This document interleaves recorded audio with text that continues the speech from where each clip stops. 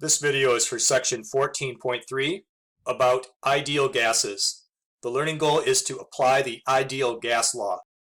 In the last section, we learned some gas laws that apply to different properties of gases, pressure, volume, and temperature, so that as one of those properties changes, the others change as well. There's an additional gas law that we'll look at. It's called the ideal gas law. This is a formula that relates four conditions of a contained gas: the quantity of gas particles, which is measured in moles, the pressure, measured in kilopascals, the volume of the container, measured in liters, and the temperature, measured in Kelvin. And right here is the math formula for the ideal gas law. Pressure times volume equals number of moles times a number R times temperature. A quick way to say this is PIV-NERT.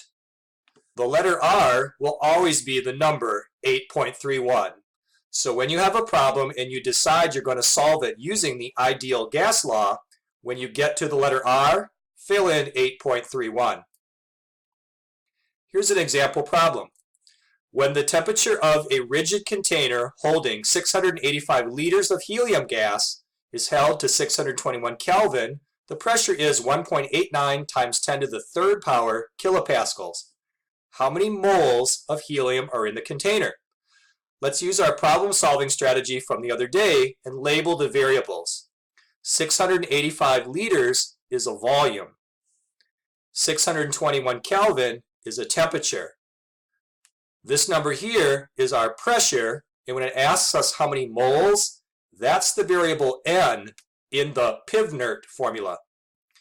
So our formula that uses these variables is the ideal gas law, PV equals nRT. Let's make our substitutions. In place of pressure is 1.89 times 10 to the third power kilopascals. In place of V is 685 liters. For the letter N, we leave it as the variable. That's the one we're trying to figure out, the number of moles. What was that number that we said you always fill in for R? It's 8.31. And for the temperature, 621 Kelvin.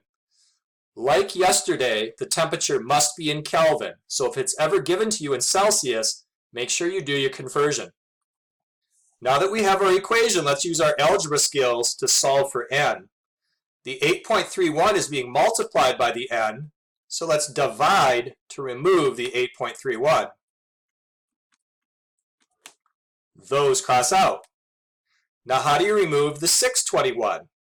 It's also being multiplied to the letter N, so you remove it using division on both sides. And those cross out, and now the letter N is alone. So on the left side, we have all of the work set up. It only remains to type this in the calculator. 1.89 times 10 to the third times 685, then divide by 8.31 and divide by 621. The result is 250.8, and the label is moles, because the letter N was representing number of moles. When you have a problem in chemistry and you determine that it's about gases, and you notice that it's talking about things like volume, temperature, pressure, and so on, you have four gas laws that might apply. So read the problem and label the variables, and then by paying attention to those variables, you can decide whether to use Boyle's law, Charles' law, Gay-Lussac's law, or the ideal gas law. Here are some check for understanding questions. I'll give you some time to work on these, and then we'll discuss them in class. This concludes the lesson about the ideal gas law formula.